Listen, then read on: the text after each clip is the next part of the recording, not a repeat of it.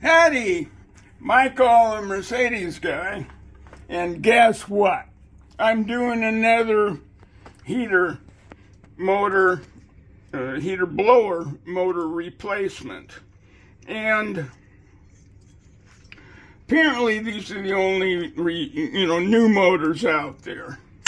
I have heard of people putting new brushes in, but it looks a little bit rough. But anyway, there are two different style of mounts for these motors. The older metal, which is superior to this newer plastic. Now, this mounts in there about like that. So this motor is going to rely on friction, or like the last one I did, I used a bunch of epoxy. But I still didn't use the plastic. I went for an older metal one. And one reason is these have little ears down here, so the motor can't fall out. Whereas this type, it's possible. So, with this motor in here,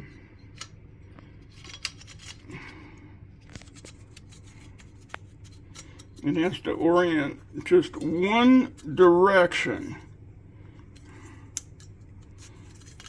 because of the plastic ears on the motor itself. There we go. So, rather than epoxy this one, I've decided a new method. I drilled and tapped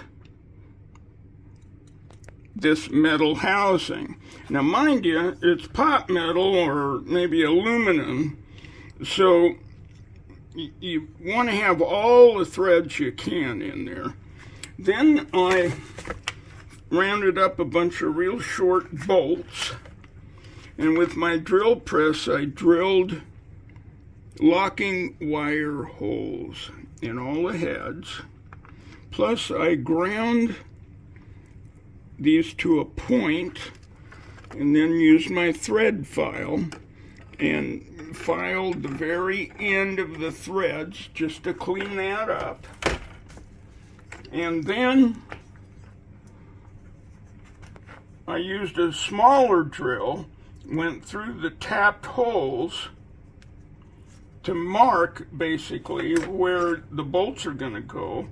Then I drilled divots into the steel casing. Now when I did this, I used one of these rare earth magnets right here to grab every chip, because you don't want any of that stuff getting in your motor. So now this will be held in place by 6 bolts,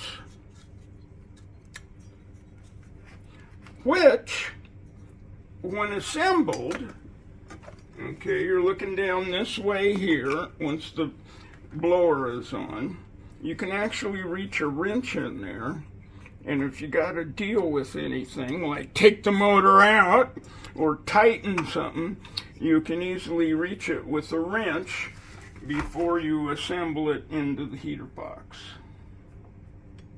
Okay, now, once I drilled through here with a smaller bit and marked where I'm going to have divots on the motor, I used a larger bit and a rare earth magnet to catch every one of those little chips. Why? Because you don't want that metal in your motor. This particular one is out of a hard drive of a computer.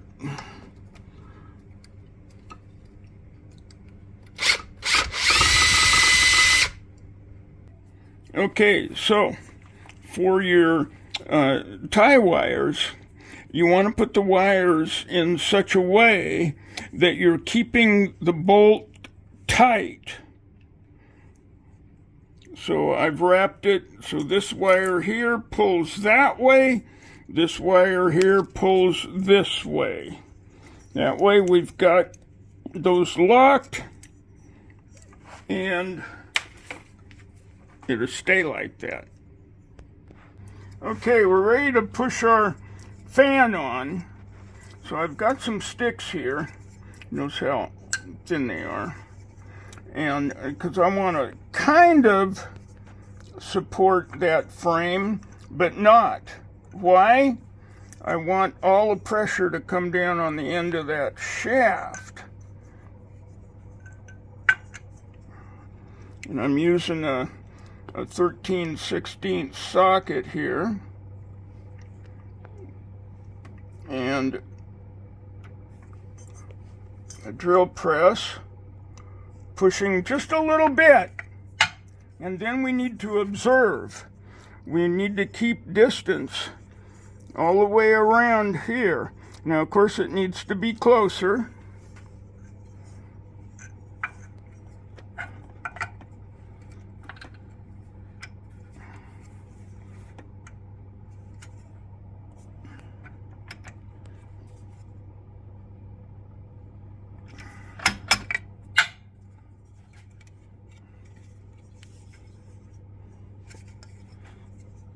And it may be just slightly tweaked. That's why you want to look all the way around as you do this.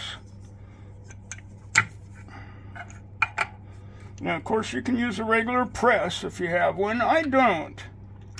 So I'm just relying on my drill press.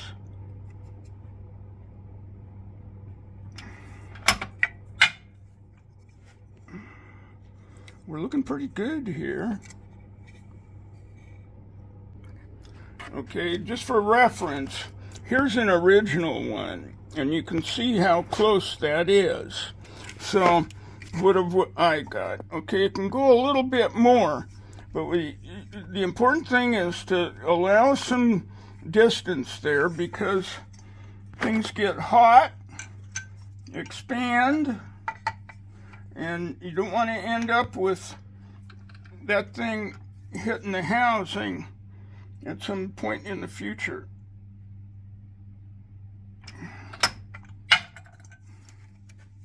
And that is looking beautiful. I wouldn't go any further. Now do note, on an original one, you see how far that shaft sticks out? Well, with these aftermarket motors, it won't go in the housing as far, so the shaft isn't sticking out. Now, you notice it just relies on the pressure of that plastic to stay on. So that's ready to go in the heater box. Put our rubber around it.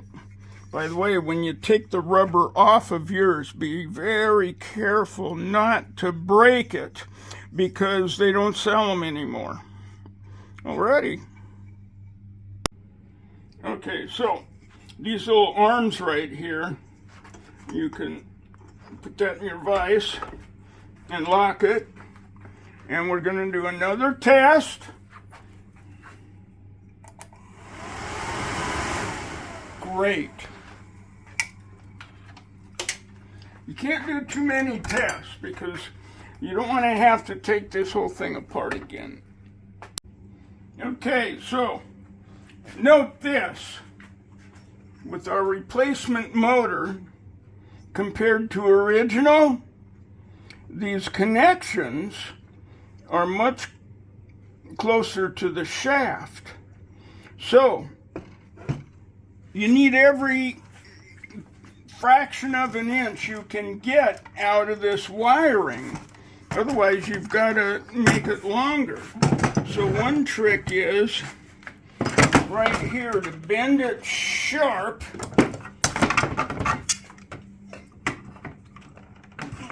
Here